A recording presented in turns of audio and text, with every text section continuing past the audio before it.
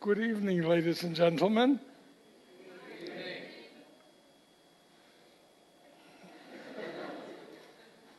Gee, you can take this down a bit, because I may step over and fall down.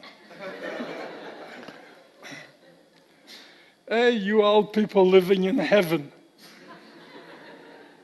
You people, all of you, Canada, United States, Great Britain, you're all living in heaven.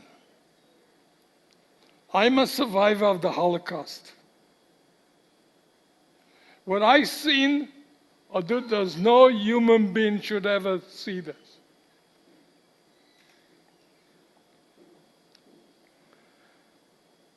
Thank God for the Canadians, Americans, your veterans.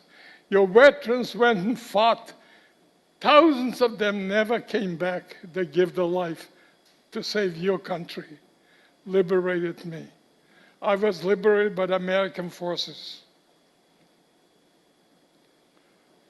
I came to Auschwitz. I was numbered. I was the 98,706th person. Millions of us died there. Can you picture 20, 30,000 a day, men, women, children dying in the gas chambers?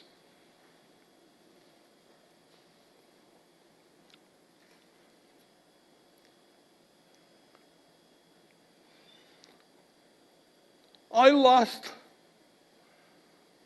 my parents.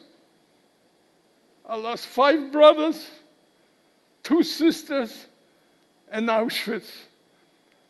9 uncles, 9 aunts, and tons of cousins. Auschwitz was approximately 150,000 men in Auschwitz. But 20,000 was Jewish people, wore the Star of David. The rest, 25,000 Russians. The rest was Catholics, Protestants, all kinds of denominations. 6.5 million Jews they killed. 5 million gypsies. 20 million Christians died. Nobody talks about them. Remember, it's your generation. You are next generation, your children. You should tell them what did happen. That's history. Make sure it doesn't happen to them or to their children or to their grandchildren. Usually I speak in schools, universities, churches all over Canada, United States. I speak for a couple hours.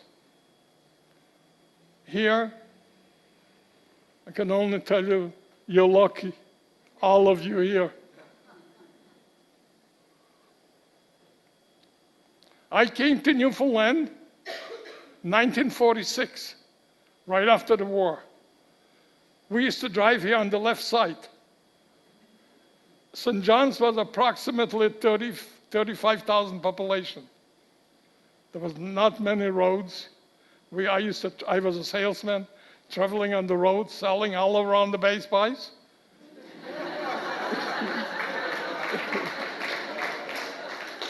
Yes, my ducky. But I told you, if you don't understand my English, you'll have to speak Newfoundlandese spice. But you got to make the best of it. I came to Newfoundland, I found humanity. I still think about my parents. They died so young, my sisters, my brothers, my friends. I went to school, 1,500 and 1,600 students. None of them left alive. Why?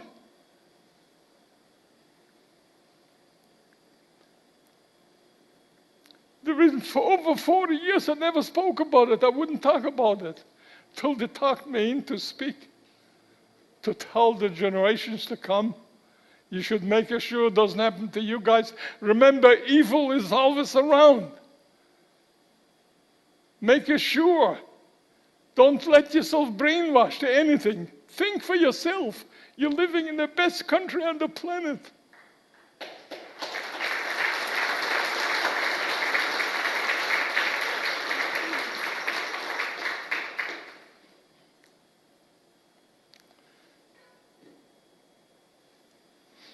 Many nights I can't sleep. I sleep. I wake up. I think. I dream about it. I think about it. I see them all the time. I drive the car. I go on the road. I go into supermarkets. I see people. I say, I'm the only one for my family. It's very, very hard. You can never understand what they used to do. What they used to do, could imagine. They used to take, people used to come with little babies in their hand. They grabbed the babies and threw it away like pieces of wood. And piles of babies lying there in Auschwitz. And they used to scream. And I didn't see it because I came on a train 7 days in a train. And a freight car could have picture. A freight car is only 8 feet by 20. Between 80 and 100 people in a freight car. With no food, with no water, with no washrooms, excuse my language, people used to pee in the pants. They used to scream and cry. Babies used to die. Men used to fall dead on my feet. You are all living in heaven. And I want you to remember when comes November the 11th, at least you go to the war memorial and say a prayer for the fellows who went and fought and gave their life and saved you guys from evil. I was liberated in Tyrolean Mountains. I was in a camp, the last camp. We used to live in the ground. Could imagine 8 feet deep. Called Landsberg. Landsberg was 11 camps. Each camp had at least between 15 and 20,000. Just before almost ended, the Germans took all these camps, all the prisoners. We could hardly walk, and up to the mountains as shields. The tanks, the trucks, and the German army, and if truck breaks down, or tank with the tied on the prisoners, and we used to pull up to the mountains. And then midnight, they used to shoot down the mountains, and the Americans shooting up to the mountain. We was there for 1 month with no food. Water, the only thing was, thank God they had icicles hanging from the trees, and that's what we used to eat. And I was liberated by the American forces. And when I was liberated, the Americans, what had really happened, midnight, they stopped shooting. We're lying on the ground there, and we half dead. And the first fellow who came close near us, I looked down the mountains, and you could see under each tree, under each rock, you see American soldiers crawling on the stomach towards us. The first American, when I saw coming over close to me, I was lying down, and I looked, I said, oh my God, it looks different than the Nazis. And he says to me, you're free, you're free. I don't know, I don't understand English, I can't speak, I don't know what I mean. He's yelling to me, but he saw me wearing the Star of David. And he said, are you Jewish? I don't know what he said. So he started to speak to me in Jewish, in Yiddish.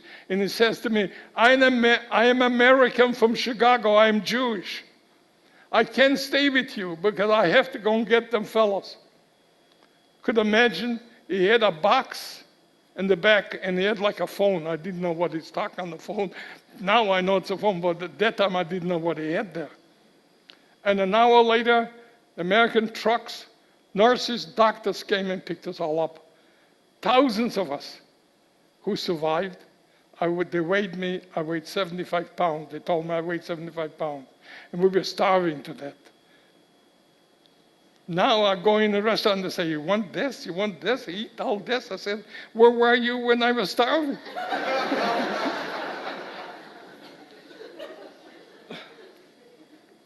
Oh, you're lucky guys here. But I want you to remember, you should make sure it doesn't happen to you guys or your children or grandchildren. Stand up against evil.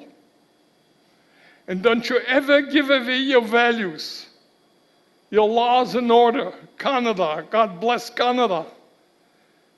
And God bless the world. But make sure it's better to love than hate. Don't you ever hate anybody. By love, you conquer the world.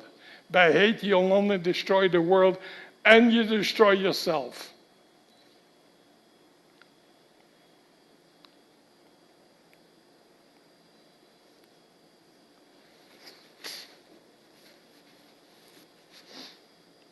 I like to have time to tell you what did happen. I published a book. Anybody wants to buy it, they can buy the book. And at the store selling it. I had a letter from 2 judges, one from Moncton and one from somewhere else. And he said to me, he wrote me, he said he cried when he read the book. He said, every Canadian citizen should read the book. He said they cherish more Newfoundlanders than before. But they're making sure it doesn't happen. I'm the last generation from my time. It's you guys. You're going to take over the world. Your children. You're making sure they live in a good world and a better life. Making sure don't teach them to hate. It's better to love, believe me. Better to love than hate, anytime. Even if you don't like them, don't hurt them. Even if you don't like them, you don't have to invite them to your house for dinner. But make sure. What can I say? There's so much to talk about it. For me to stay for a couple hours, I'll tell you. But I'm only here for 15, 20 minutes. What can you say? Hello and goodbye. How I got to Auschwitz, how they drove us out from the city. We walked, and this random shooting. First time I ever seen, I was only 15 years old, when we went to the ghettos. When I went to Auschwitz, I was 16 and a half. Could imagine? God bless you. You should only make sure it doesn't happen to you guys. Thank you.